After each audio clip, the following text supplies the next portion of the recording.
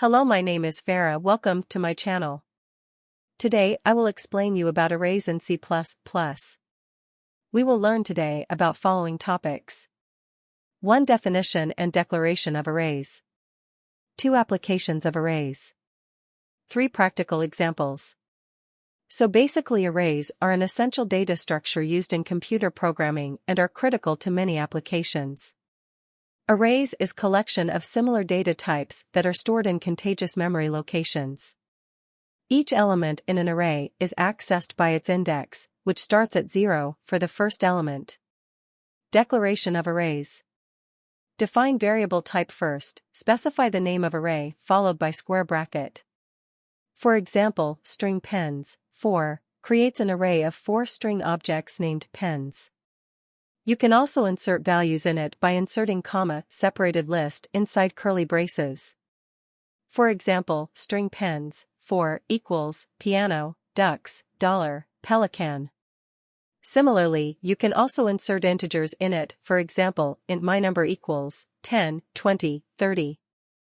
Practical applications of arrays are as follows. Arrays are used to store and retrieve data in a specific order. For example, arrays can store the scores of a group of students. They can be used to sort data in ascending or descending order, for example, bubble sort. They can be searched for specific elements using algorithms such as linear search and binary search. Arrays can be used to represent graphs in computer science. In spreadsheets, arrays are used to store data for calculations and analysis. Also in operating systems, arrays are used to store system data, such as process tables and file descriptors. The example below tells us that the code int array 10 equals 35, 33, 42, 10, 14, 19, 27, 44, 26, 31, initializes an array of integers named array with 10 elements. Each element of the array is assigned a value enclosed within curly braces and separated by commas. In this case, the values assigned to the array elements are 35, 33, 42, 10, 14, 19, 27, 44, 26, and 31, respectively. So, the first element of the array, array 0, has a value of 35, the second element, array 1, has a value of 33, and so on, until the last element, array 9, which has a value of 31. This array can be accessed using its index. For example, to access the third element of the array, which has a value of 42, we can use the syntax array 2. Similarly, to access the last element of the array, which has a value of 31, we can use the syntax array 9.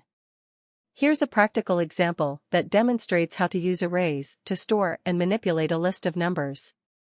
The above program aims to find the maximum and minimum value, sum and average of the 5 values entered by the user. The program begins by defining a constant integer variable num_values with a value of 5, representing the number of values to be entered. It also declares an integer array values with a size of num_values. The program then proceeds to input values from the user using a for loop. The loop runs num_values times and prompts the user to enter the value for each iteration. The input values are stored in the values array. After inputting the values, the program finds the maximum and minimum values in the array using 2 for loops. The max_value and min_value variables are initialized to the first element of the array and are compared to the remaining elements in the array using the for loop.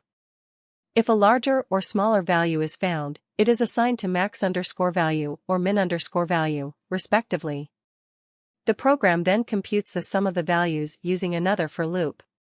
The sum variable is initialized to 0 and each element of the values array is added to it. Finally, the program calculates the average of the values by dividing the sum by num_values.